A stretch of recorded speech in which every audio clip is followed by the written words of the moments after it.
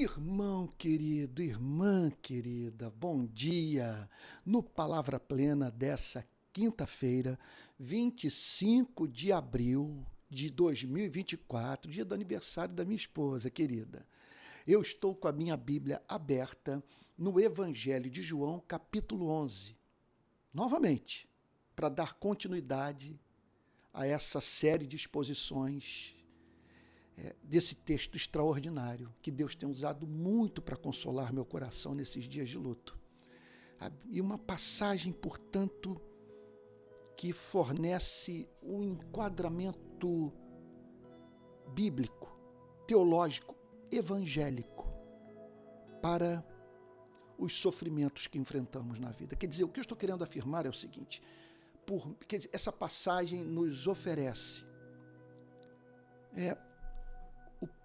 o ponto de partida, permita-me dizer, intelectual, para pensarmos sobre a relação de Deus com os nossos infortúnios. Então vamos ao texto. Eu parei no verso 35 ontem. Verso 36. Verso 35 declara que Jesus chorou. Que declaração! Meu Deus! A lágrima derramada pelo ser mais sensível. Não podia ser diferente. Ele é infinito em sensibilidade. E nisso consiste a nossa consolação. Em saber que o Todo-Poderoso, meu Deus, sente a nossa dor. Você imagine, portanto, foi o que eu afirmei ontem, o que essa lágrima de compaixão o move a fazer. E aí então, no verso 36, o texto declara que os judeus disseram: vejam o quanto ele o amava. Bom, isso significa o seguinte, que Jesus não ficou apenas com os olhos marejados. O choro de Cristo foi perceptível. Então nós estamos aqui diante de um Jesus, meu Deus, um Jesus que se comove. Meu Deus, a expressão exata do ser do Pai, o Filho de Deus. Quer dizer, o Verbo eterno, a palavra que se fez carne. Meu Deus, aquele que tem asa, que tudo sabe. Sabe que faz parte, portanto, da Trindade Santa. E que, contudo, apesar do seu eterno conhecimento, do conhecimento que ele tem, do que ele decretou fazer. Veja, ele, nesse ponto aqui da sua relação com Marta, Maria e Lázaro, ele sabia de antemão o que haveria de fazer. Contudo, aquele sofrimento pontual o comoveu. Isso que é uma coisa impressionante. Impressionante, eu não sei como é que seria com você e comigo se nós soubéssemos de antemão o fim da história. Você imagina, ele sabia qual haveria de ser o fim da história. Lázaro ressuscitaria. Contudo, aquela fração de tempo, quer dizer, marcada pelo sofrimento de gente a quem ele amava, o levou a chorar. É bem verdade que nós podemos pensar nesse choro de uma forma mais ampla. Porque ali, Jesus, meu Deus, não há mínima dúvida, pensou no choro de todos os seres humanos,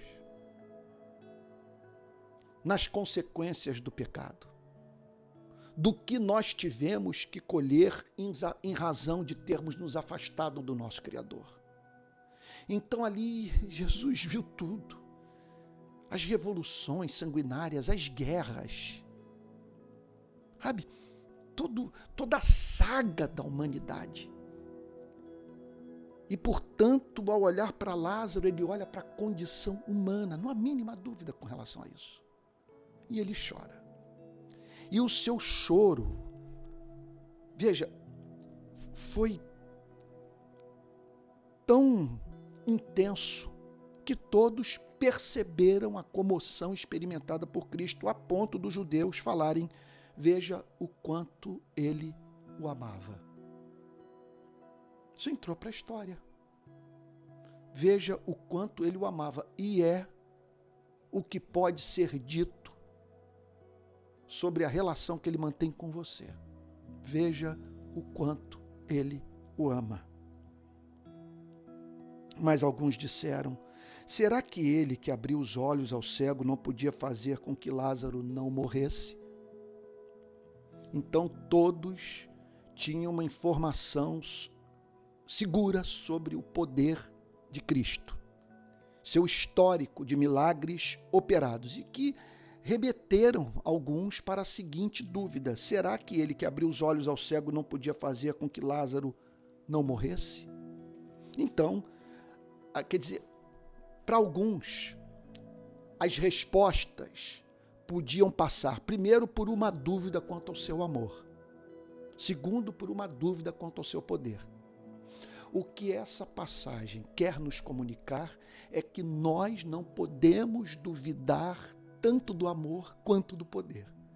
O que o capítulo 11 do Evangelho de João tem a dizer para você e para mim é que nós estamos nas mãos de um Deus que chora conosco e que é capaz ao mesmo tempo de dizer: Lázaro, vem para fora, e matar a morte. E fazer, portanto, com que o seu amor saia vitorioso na batalha contra o pecado, contra o juízo, contra a interrupção da vida humana. Verso 38. Jesus, agitando-se novamente em si mesmo, mais uma vez ele experimenta comoção, mais uma vez Jesus é encontrado experimentando uma indignação com o fato, com o ponto em que a humanidade chegou. Então Jesus, agitando-se novamente em si mesmo, foi até o túmulo, que era uma gruta em cuja entrada tinham colocado uma pedra. Então Jesus ordenou: tirem a pedra. Então muitos pregadores, quando chegam no verso 39, fazem uma aplicação prática dessa ordem dada por Cristo: tirem a pedra, ressaltando, portanto, o lado humano nas ações milagrosas de Deus. Quer dizer, a nós nos cabe remover a pedra e deixar nas mãos de Deus aquilo que somente Ele pode fazer. E eu diria o seguinte: embora essa aplicação seja muito batida, o texto nos ensina justamente essa verdade, nos apresenta esse princípio, que Deus nos chama para vivermos responsavelmente nesse planeta. Quer dizer, contando com o seu poder para que façamos o que Ele quer que pratiquemos, com os recursos da sua graça, sabe? Que, contudo, não devem nos levar a prescindir dessa parceria divina-humana, que representa, portanto, lá na ponta, a remoção da pedra. Remover a pedra significa você tomar a decisão de se reconciliar com alguém. Quer dizer, você decidir voltar a estudar esse é um exemplo, para sair desse estado de frustração profissional em que você se encontra. Sabe, remover a pedra, então, significa você dar aquele passo que visa a consecução do seu sonho. Não estou dizendo para você agir autonomamente, dizendo: não, isso é que me cabe fazer. Mesmo para remover a pedra, você precisa do poder de Deus, mas há ações de Deus na história que nós poderíamos chamar de sinergísticas. Há uma sinergia, Deus e o homem. Deus opera junto com o ser humano. Então é de fundamental importância que saibamos as ocasiões em que deve haver essa sinergia. E, portanto, não esperando que Deus faça o que é nossa responsabilidade fazer. Eu me lembro uma vez de uma amiga dizer o seguinte, psicóloga: olha, eu estou cansada de lidar com pessoas doentes e que não procuram a cura da sua enfermidade. Então, remover a pedra significa buscarmos a cura da nossa enfermidade. Contudo, a vida nos apresenta aquilo que está para além das nossas forças. Ao remover a pedra, Marta, Maria e aqueles amigos judeus, se depararam com um homem morto. E aí, portanto, nas horas em que nós temos que enfrentar o que está para além das nossas habilidades, do nosso conhecimento, da nossa força. Nessas ocasiões é que entra a fé. E que pela fé, portanto, não estabelecemos limites para a ação de Deus. Sendo assim, portanto, levados a crer que Ele não apenas é capaz de refazer aquilo que não foi totalmente destruído, que Ele é capaz de dar vida ao que está morto. E aí então o texto prossegue dizendo que Marta, irmã do falecido, disse a Jesus: Senhor, já cheira mal, porque está morto há 4 dias. Esse é o veredito humano. Então, isso é que os seres humanos têm a apresentar a Deus. Isso é uma oração realista. Senhor, nós vamos remover a pedra, agora ele está aí há 4 dias, já cheira mal. Sabe? Então, nessas horas, muitos são levados a dizer: qual é o sentido disso? Qual o significado de mexer nessa história? Que já cheira mal.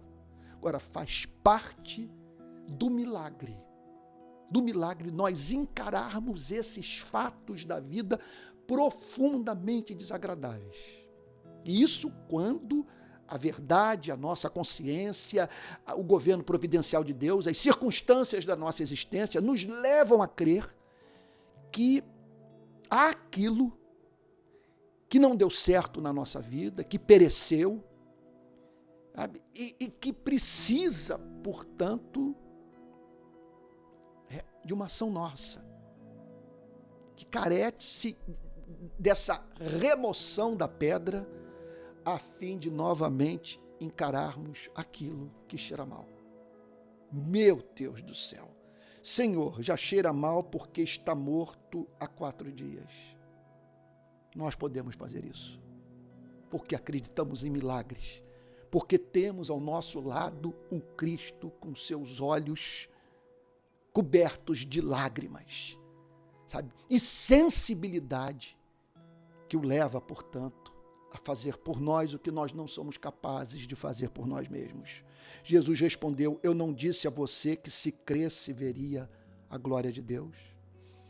Meu Pai Santo, não foi isso que eu declarei para você, minha serva? Que se você cresce, o que significa isso? Não é crer na existência de Deus. Se você confiasse em Deus, se você não estabelecesse limites para o poder de Deus, sabe? Você veria a sua glória. O que significa ver a sua glória? Ver a manifestação das suas qualidades, dos seus atributos, das suas perfeições. Nesse processo de intervenção na nossa vida, visando operar o milagre que nos levará a glorificar o seu santo nome, que encherá a nossa boca de ações de graças. Então, eu não disse a você que se cresce veria a glória de Deus. Agora você pare para pensar na benção que é crer. Sabe, como mensurar o valor desse dom e como devemos zelar para que essa fé seja sempre robusta na nossa vida. Porque o que Jesus está dizendo é o seguinte, é que há seres humanos que não veem o que poderiam ver por falta de confiança no amor e no poder de Deus. Olha o que ele está declarando. Se você crer, você verá na solução de problemas da vida, sabe, a manifestação dos atributos de Deus. Você não apenas verá a solução do problema. Você terá um testemunho do amor de Deus, do poder de Deus, e essa que é a maravilha das maravilhas. Não é apenas o fim do sofrimento, mas é o fim de um sofrimento, quer dizer, o fim de um sofrimento que foi removido da nossa vida pela ação divina. Então nós não temos apenas o fim do sofrimento, é isso que eu estou querendo dizer. Não temos apenas o fim do sofrimento, nós temos ações de graças, nós temos louvor, nós temos adoração. E aí nós nos deparamos com o mistério da vida, seja nessa vida, seja na vida vindoura. Nós veremos a glória de Deus, a sua vitória sobre a morte, o triunfo do amor. Então, e tiraram, meu Deus, que passagem! Eu não disse a você que se cresce veria a glória de Deus? Deixa eu fazer aqui uma oração, que Deus nos conceda fé, porque você pare para pensar no que desperdiçamos por não crermos. Se crermos, nós veremos a glória de Deus. Que maravilha! Então tiraram a pedra, e Jesus, levantando os olhos para o céu, disse: tiraram a pedra, os homens fizeram aquilo que lhes cabia ser feito, e Jesus levanta os olhos para o céu. Quer dizer, é uma expressão física do seu amor pelo Pai. E na sua humanidade, da dependência do poder do Pai. Da sua sinergia com o Pai. Porque a sinergia do homem com Deus e a sinergia entre as pessoas da Santíssima Trindade. Ele levanta os olhos para o céu e diz: Pai, Pai. Esse é o mundo dos judeus chorando, de Marta chorando, Maria chorando e Lázaro morto. Mas é um mundo também no qual nós podemos dizer Pai. Porque acima de tudo há um Deus doce, dulcíssimo, que reina. Pai, graças te dou porque me ouviste. O Pai sempre ouve o Filho, porque as orações do Filho, na verdade, são monólogo. Ele só pede o que o Pai deseja. Graças te dou. E aqui então, veja, meu Pai, que é coisa de... é estonteante tudo. Gente, nós estamos falando sobre Deus, sobre o nosso sofrimento, como que Deus lida com a nossa dor. Nós acabamos de pensar sobre o significado do choro de Cristo. Quer dizer, versículos atrás ele é encontrado chorando, comovido, apesar de ser o Filho de Deus, quer dizer, Deus de Deus, a segunda pessoa da Santíssima Trindade. E ali, unida à natureza humana. E agora, nesse verso, nós encontramos dizendo: Pai, graças te dou porque me ouviste. É isso.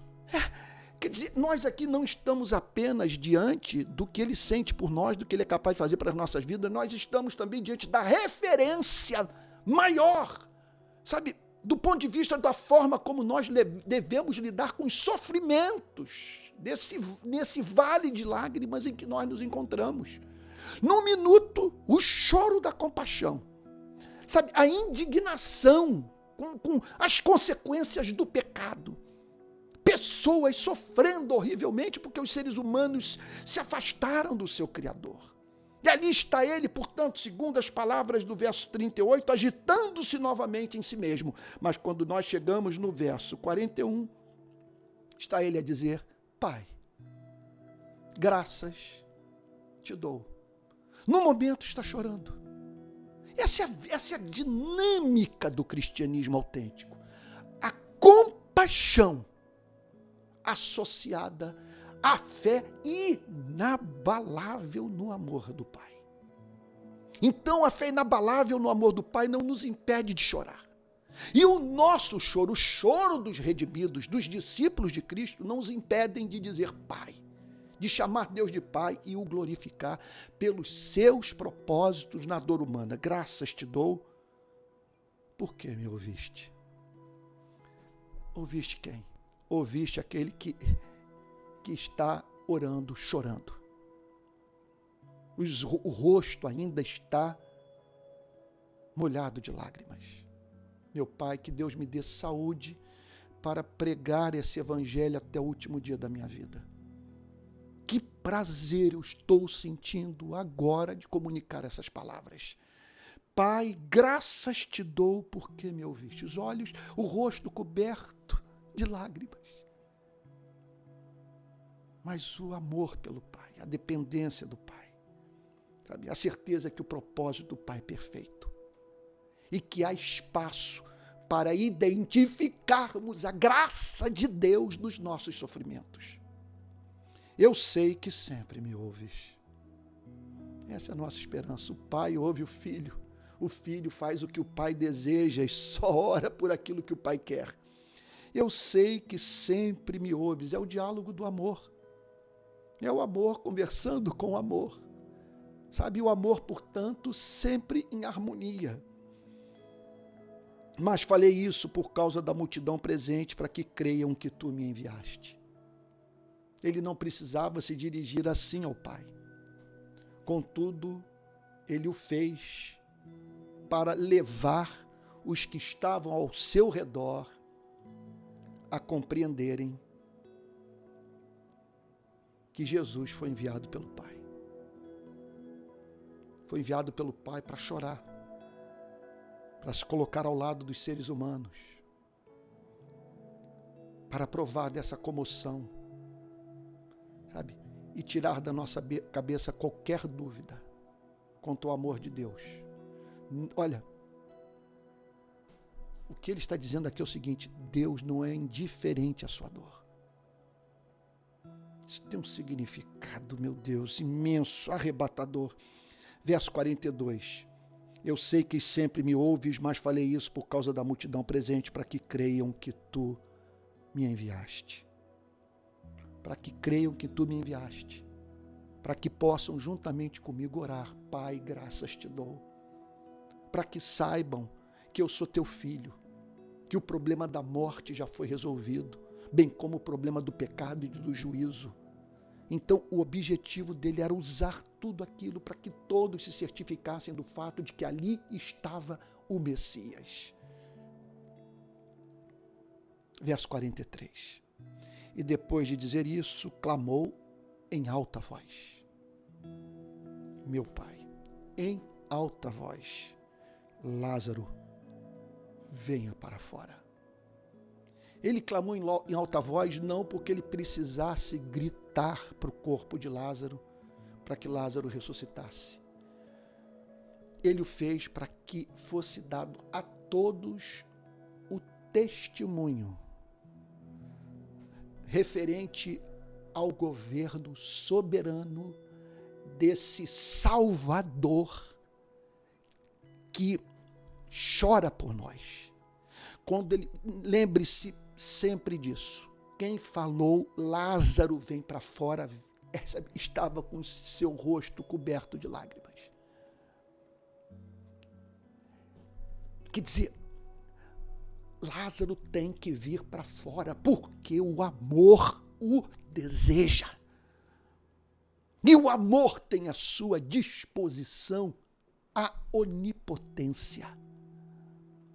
Lázaro vem para fora, e ali Jesus antecipa o que vai acontecer com todos nós naquele dia, naquele glorioso dia em que na sua vinda será dito para a sua igreja: vem para fora, a fim de que ressuscitemos para viver para sempre no seu reino e glória. Olha, eu não conheço outra filosofia de história e não sei como que pessoas podem crer em qualquer outro tipo de coisa. Só isso consola o meu coração. Só isso me impede de enlouquecer. Saber que ele pode dizer, Lázaro vem para fora, e que um dia vai dizer para você e para mim, Lázaro vem para fora, Antônio vem para fora, Joaquim vem para fora, sabe, Ana vem para fora, Maria vem para fora.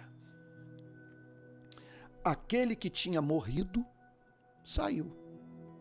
Por que aquele que tinha morrido saiu? Porque o Deus que chora não tem rival no universo. Não há nada que possa lhe fazer oposição, você está entendendo? Quer dizer, o choro de Cristo não é o choro da frustração divina, da incapacidade divina de criar um mundo melhor. É o choro da misericórdia por saber o que significa para nós viver esse tipo de perda que Marta e Maria haviam experimentado. Então aquele que tinha morrido saiu, tendo os pés e as mãos amarrados com ataduras e o rosto envolto num lenço. Então Jesus lhes ordenou, desamarrem-no e deixem que ele vá. Aí a cabeça vai longe, né? Porque a gente fica pensando, meu Deus, como é que foi aquele diálogo? O que Lázaro disse?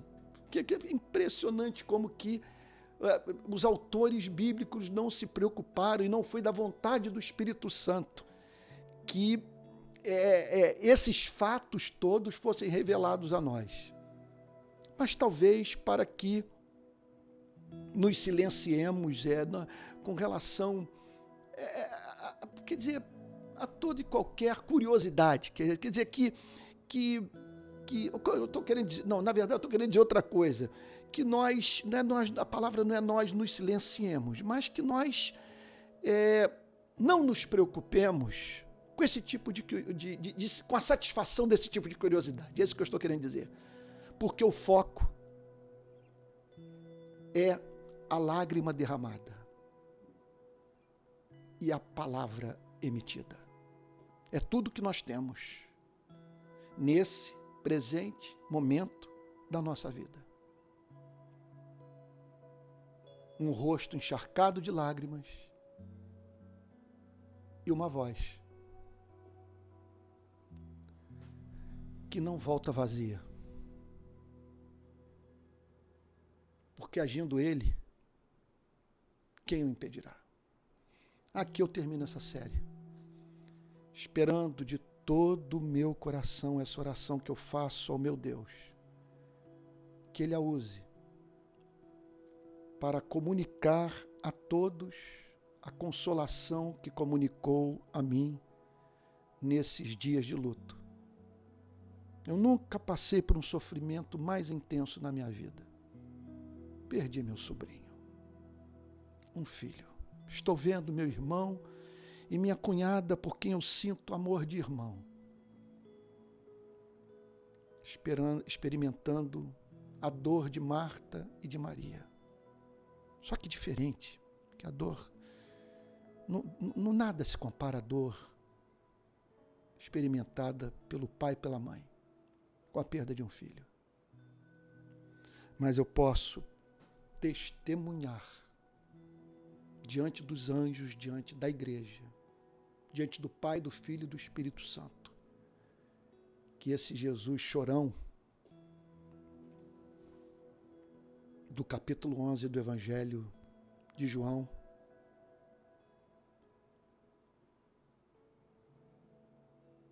tem me sustentado. Ele tem sido lâmpada, luz nas minhas trevas. E nesses dias eu vi a glória de Deus, porque Jesus se tornou especialmente amável aos meus olhos, como jamais eu senti em toda a minha vida. Deus te guarde.